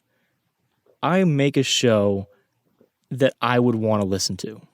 And then I hope, hey, other people will want to listen to that. And so far I've been pretty correct. You know what I'm saying? Like I'm not blowing the doors off theaters or anything like that, but people listen to my show and that makes me happy. Yeah. Because those are, like-minded individuals. And then like you were saying, I hope that the like-minded individuals say, you know what, this guy was articulate enough to, hey, listen to this show. I know that you don't like Disney, but listen to this. Maybe he could change your mind, or at least listen to him. At least then you can get an idea of why we like Disney, or whatever it is. I'd love to be on your Disney podcast too, man. I think I can share some dumb insight on some Disney stuff. You'd probably have to give me a heads up on what you're talking about before I'm on it, so I can do a little bit of research. A little bit out of the Disney world, but I still I like listening to them because you guys have some good thoughts and speaking on it. And I don't know if you know the singer to Ballyhoo, that reggae band. Dude, I love Ballyhoo. I don't know the singer, but by name or anything like that, but I love them. I had the singer on my podcast, and did you really? Yeah, his name's Howie Spangler, and I was talking to him, and he was like, he's got a podcast too, Tales from the Green. But having him on my podcast and how willing he was to just talk to me, and I could hear his stories on life and stuff, it was pretty fucking amazing, man. 2 hours, it was a good conversation. But it's like, we're all people, man. It doesn't matter who you are. I mean, whether you're my cousin eating dinner at Sam Elliott's house and all this shit, where I found out that about him, I'm like, excuse me, you ate dinner next to Mr. Cowboy? He's like, yeah. I'm like, good God. I'm like, but you don't realize you highlight people and you see them when they pop up on the big screen as these like amazing people or these impossible people you'll never meet in your life. I'm like, no, you can meet them. They're people just like us. We all have stories to tell, but they were people that chose to pursue their career. They chose to pursue their passion. They chose never to give up and to take every step forward and making their dream a reality. Dude, 100%, man. And what's crazy is you're saying, oh, they're these icons. We can't touch them. Like years ago, yes, I would agree with you. But now we have things like social media where there are a lot of stars, like big name stars like Chris Pratt and stuff like that, who don't handle their Twitter accounts or their Facebook accounts, but there are a lot of people who definitely do handle their own Twitters and Facebooks and stuff like that. And so you tweet at them or you send them a message, they're definitely seeing that. Yeah. It's going to their phone. It's going right to their pocket. It's such a strange thought. It's something that I never really thought about until I sent a very mean tweet to a celebrity that I don't particularly care for. Is a comedian. I don't think he's funny. And I'm not going to say who. Who? Oh, God. Who's it? Dan Mintz? I don't know. Dan Mintz. He's the guy who does one of the voices on Bob's Burgers. He does the middle daughter. Bob's Burgers is awesome, though. I just don't like him. I don't know what it is. It's got to be his voice, but I just do not connect with him. I'm the same way with Jerry Seinfeld, so I feel you. Really? Oh, man. I freaking hate Jerry Seinfeld. Don't even start. Well, I can't do it. My mom's like, I love that show. I'm like, you are nuts. I can't stand that nasally guy. He's super nasally, man, but that show is hysterical. I will not watch Seinfeld because of him. I will not watch the comedians and getting coffee in cars thing with him. I can't handle it. See, like that, I feel like that would be right up your alley because that's essentially this show. I know, and you think I haven't tried watching it, but I'm like, no, turn it off. My buddy's like, dude, it's Jerry Seinfeld, man. You can just look past it and look at the guest. I'm like, no, I'll try. He's like, just sit down, watch 5 minutes of it. Dude, 2 minutes in, I was ready to throw his TV out the window. You know what you should watch then is Curb Your Enthusiasm. I do like that show. Yeah, see, Curb Your Enthusiasm was written by Larry David, who stars in the show, obviously, but he is a co-writer, a co-creator of Seinfeld. Too. Community too is pretty good. Oh, dude, I love Community. Me and my wife are just actually finishing that show up. Chevy Chase, brother. Can't go wrong with that guy. Have you ever seen the show The IT Crowd? I have not. Seinfeld, I know you don't like it, is my favorite sitcom of all time. I think it's classic. It's not I don't like Seinfeld. I just can't stand Jerry. Yeah, I can understand that. I mean, what's the deal with airplane food? It's like, oh my God, did somebody punch you in the nose? So, like, I think that I think that show is classic. I think the writing is really tight in it. But the sitcom that I think makes me laugh the hardest is The IT Crowd.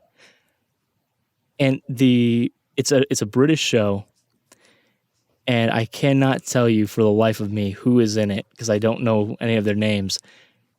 But it is far and away the funniest show I've ever seen. It's so good. It is so good. I love it. The best show I've probably ever seen is what do you call it? Whose Line Is It Anyway? Dude, I used to love Whose Line Is It Anyway? I watched that show when I was far too young to watch that show. Dude, I've watched that show so much. It's made up where the points don't matter. I love that. Like that whole. I've always been fascinated with improv, and a lot of people are like, "That's why you're good at podcasting." I was like, "What do you mean?" They're like, "Because if someone brings something up, you can randomly just go into something without having to think." I'm like, I don't know, man. I just don't even. Sometimes, I just shoot it out there. I don't care. Pull whatever's out of the blank. And they're like, oh, is that the name of your podcast? That would have meant to you? I'm like, no, I'm just like, our podcast can go to anything from shitting in hotel rooms in my first episode to podcasting about whatever, God knows what. Every freaking podcast is a journey and an experience that travels in a whole nother direction. And that's what I love because, being able to change it up in life is something we got to do from time to time. If we're so focused on doing the same thing over and over again, you're never going to truly be able to. And that's one thing that I envy about your show, like over something like my show, is because, yes, it's always different in terms of, the topics that we're talking about but it stems around Disney. But it's always around Disney. Yeah. It might be about Marvel. It might be about Star Wars. It might be about Indiana Jones, whatever, Pixar, but it's still always around Disney. So I do envy you because this show that you've created, it's It's very interesting. Just all the stories. Again, it is very much in the same vein as the Joe Rogan Experience, and you That's the can main thing I flick wanted through to that highlight show. too. Yeah, man, It, because you can flick through that show. You can flick through this show, and just here you go and click and know that it is going to be nothing like the 3 or 4 episodes, any of the other ones, really. You know, it's yeah, it's I've incredible. had it where people are like, yeah, I skipped about 5 minutes in. I'm like, oh, so you missed a complete conversation about the coffee, and they're like, what? And I'm like, you got to go back. I'm like, you understand if you try and skip more than a minute in any of my podcasts, you just missed a whole nother conversation because we're flying off on different tangents left and right. Dude, my one buddy all right, he did this ridiculous thing with coffee. He was pouring coffee in my house, and he pours it to like a good level, and then he puts ice cubes in it, so then the coffee overflows. So when he goes to sip Sure. it, he spills it on my table. So instead of like a normal human being would sip it after it spills, so it wouldn't spill again, and then clean it up, he decides to get up, walk all the way into the kitchen, grab one paper towel, not two, one paper towel, wipe up the mess, then walk all the way to the trash can, throw it in the trash can, then sit down. Then he goes to sip it again, and it spills again. He did this 4 or 5 times. It was about 20 minutes after until he decided to actually get a drink of coffee. He goes, tasty. I'm like, we're podcasting about this. He's like, what do you mean? I'm like, we're gonna podcast about what the fuck just happened. And he goes, I don't understand. And I'm like, why did you do all that? And he goes, none of that coffee was strong enough to stay in my coffee cup. So it was not a correct amount of strength liquid to be in my coffee cup. And I'm like, what? And he's a scientific guy, and so is my other friend that was with us on the podcast. It's called Revenge of the Geeks. And we're sitting there talking, and he's like, any coffee that spills out of the coffee cup is known as bitch coffee, and it's not willing to be in my body. And I'm like, oh my God.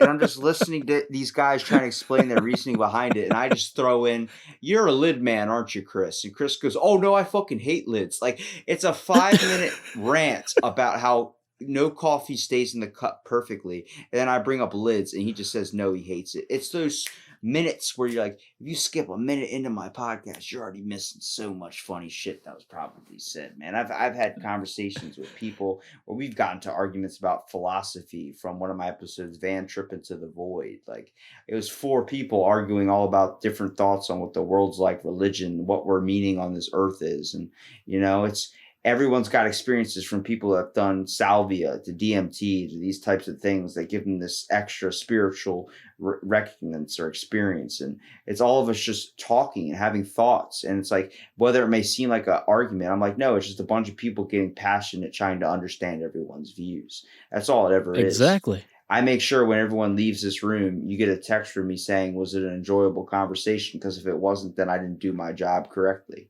And they're like, why do you think of it as a job? I'm like, because I come here and I ask you guys to be on my podcast. And much as it is a benefit to me as it is to you, it also is supposed to be a fun thing that we do together to have fun and be able to relax from this everyday normalcy that we have in society today. We aren't able to display ourselves the way we can truly be displayed when no one's at home and you're in your room with the door shut. At that time, you can truly be free, which means naked, but truly be free. Sure, man. Absolutely. That's a really good way of looking at it too, because you interact with so much with people who you can tell are just being fake, wearing that mask, and you know that it's there. And to a certain extent, you have to wear a mask in society to function. You know what I'm saying? Like, you have to have inhibitions. Because creativity and individuality is not, it's not, I guess, popular anymore. It's, you have to be this way. Well, it's not popular, and it's not, oh man, I don't know the word. It's not looked upon it's not as readily, being important it's not readily anymore. seen. Yeah, it's not acceptable, I guess you would say. There's too much of it that's like, it's suppressed, dude. It's all that the world is nowadays. It's just suppression. It's like, when can I truly... And you're right. And sometimes that's good, though. Sometimes that is good because I Yeah, cannot tell you the yeah. number of times where I've said, "Oh my God, thank God I have inhibitions." Because I remember I was working at, oh God, what was it? I was working at Papa John's and I was called in. Nobody else knew I was there. I hadn't clocked in yet. And my manager was kneeling on the floor with his back to me, with his head underneath the can opener. Good And my Lord. immediate thought was, I can kill him and no one would know that I did it. Dude, I have those thoughts too, but it's more like when I'm staring at a ceiling fan and I'm like, I wonder what happens if I just turn that on high and just jumped into that fucking thing. It would hurt. Like just stand under it and just jump straight up. Like just my mom's like, why do you think that way? I'm like, I don't fucking know. But it's times like those that I'm like, you know what? Thank God I have inhibitions because my manager is no longer my manager, but he's still alive as far as I know. He didn't die at my hand, and that's good because I don't want to go to jail. But then you're right. You have people who say, "Oh man, you know what? I don't want to pursue X because it's not going to be popular and I don't want to be ostracized for it." And that is not cool. One of my favorite things on this planet is music. I love music and everybody loves music, right? Yeah. But people love like pop music. And right now the popular music is hip hop and rap. Yep. And I like rap to an extent as long as it has something to say, you know? Yeah, Like you don't like how it becomes too studiotized, which does happen, obviously. exactly. Like I hate showboating rap. Like 99% of what is on the radio right now is awful to me because I don't care how many cars you got. I don't care how many chains you got. That's not interesting to me. But if you have a story about how a buddy of yours, like the song "Stan" from Eminem, right? I don't care that that's a hip hop song. I don't care that that's a rap song. That song is so interesting every single time that I listen to it because it's an interesting premise for a song and it's something to say. He has a story he wants to tell. It's about this guy who goes crazy because he loves this one artist and the artist doesn't get back to him fast enough. That's interesting. But it's not interesting to hear, hey, I nailed 12 women. I got 9 cars. They're awesome. They're cool. Like that's not interesting to me. Bang, bang, pow, pow. Exactly. Yeah, I just think however anybody wishes to express their creativity, like I come from an all music family. Everybody in my family is in a band. Everybody plays bar gigs. Everybody plays like hit songs and stuff like that. Like my family comes from radio, comes from all this stuff. Nice. So I never chased down the pursuit of music because I just didn't find enjoyment in it. Like I liked playing from time to time, but I didn't see that as what I wanted to do. Now my family took that in a whole other aspect. My dad did a Kiss cover band. That's cool. Rock bottom. So I used to be a kid watching my dad play, dress up as Peter Criss and play in all these popular places like Ram's Head Live. And he actually met Kiss and got to play with them in one of their commercials they had. And really, then my mom doing guitaring for Agent 99 and all these types of bands that played like a lot of good classic music. And then my brother is starting a popular band down here that opened up for Ballyhoo and all these other famous types of bands at the Jellyfish Festival. Like the same style as Ballyhoo, like that same ska music? Yeah, yeah. That's awesome. And he did what do you call his band's called the Rogue Citizens. You can look them up. They've got some pretty good songs, and you know, it's all about and everybody has a creative talent. Everybody has a creative passion, and whether it's your style, there's certain things like you're not going to watch a show that you don't like because it's not suited for you. There's certain things that are suited for certain people, whether it's music, whether it's art, whether it's whatever. But if I believe anything you can take into your own interpretation, and as long as, like, let's say, for example, for our podcasts, if they affect a certain audience, then that's the audience it was meant to affect. But if it doesn't affect a certain audience doesn't like it, then it obviously wasn't meant to affect them. Exactly, man. 100% agree with you. 100% agree with you. And I just want to say, I'm coming to like kind of wrapping up here. Is I really appreciate you taking the time and effort to even be on my podcast. Because first of all, I randomly just messaged you. It was like, hey, do you feel like doing a podcast? And you're like, sure. When I get off work, I'm like, oh, let's do it. Next thing you know, we're sitting here shooting the shit for almost 2 hours now. So it's like, Dude, I almost didn't respond to you because like a few times after I've posted on like, promote your podcast here, like on that Facebook group, yeah. I've got messaged back like, hi, I'm a podcast promoter, this and Yeah, this. Like a scammy, I've gotten those already message. too. I'm like, no, I'm looking for some real people that want a podcast right now. Exactly. And so I saw that and I'm like, oh man, here we go again. That's why when you're like, do you want a podcast? It's like, what do you mean? Like, yeah, for sure, dude. Because I've gotten emails like I'll send you his email information and we can set up an interview date. I'm like, wait a minute, are you trying to promote your thing? I don't mind giving you like a couple of minutes of talking about your thing, but I also want to kind of get what I'm trying to do and figure out like what do you want to do with your life? Like what's your interest? Like I want to have a conversation with you. It's so simple right. to do something like this and be able to nobody has real talks anymore. No one ever sits down and talks without, like I guess randomly bumping into somebody in public. Oh, what's up, Jim? I haven't seen you since high school. How you been? It's like, oh, I got 6 But even kids, that, hate that's my a life. stilted conversation. Yeah, but I just feel like we lose the real moments and true things anymore. We choose to just be like, I'm just gonna watch Netflix now, and that's gonna be my night. And then next thing you know, it's your night every night. And then next thing you know, you're 70 years Exactly. old. They roll you up to the window, and you're like, what happened to my life? Exactly. Dude, I 100% agree with you on that. And I think, like, dude, like I was saying, man, you got something going for you. I'm definitely gonna put the link of your podcast and my podcast. Thanks, man. I appreciate that. Everything kind of help you promote it there too. And if you ever want to have a guest on that has a little bit of background information on Disney, you probably want to find somebody better than me. But I'm more than happy to be on it because I'm willing to learn and be open to Disney World because it seems like you can't go wrong with a place that it lets you get drunk and also wear Mickey Mouse ears because I get yelled at sometimes for trying to do that. That's what I'm saying, right? It's a good place. That's it's the a good true lifestyle. meaning of life. Yo, let me ask you a question real quick.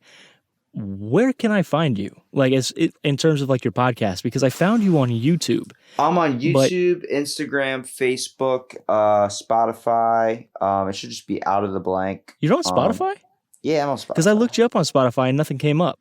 There's not a whole lot of episodes on Spotify. I think there's like 78 episodes. My YouTube has has all the immediate downloads and stuff. But okay. I'm on Spotify, Instagram, Facebook, just I guess most of the kind of social sites. I don't promote a whole lot. I just started doing it recently, mostly because all my followers and everything came from people that were on my podcast that told their friends about it and then got them to be on it. And then everybody, it's just spreading through word of mouth. Like, hey man, you would like my buddy's podcast. He talks about these like weird things in different episodes and stuff. I'm like, yeah, I mean, if you want to, I like it when someone else, goes out and said they had a good time on it. But the whole thing of it is I do this because I enjoy talking to people and I enjoy coming to what people's thoughts are, not just trying to get money aspect. Like if I wanted to really make the page popular, I'd just boost the post or something with like $20.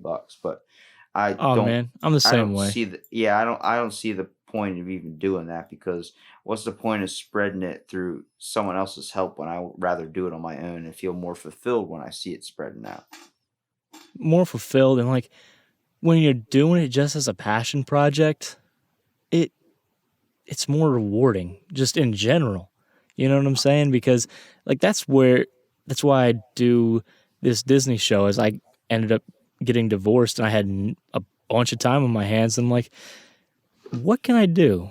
I'll do a podcast. What can I do a podcast about? Let's do it about Disney. There you go. Besides spending like hundreds and thousands of dollars of golfing, you decided to do something a little bit more creative with your time and decide to do a podcast. And what's cool is you can go back, and I don't know if you ever do this or not, but I do this almost habitually.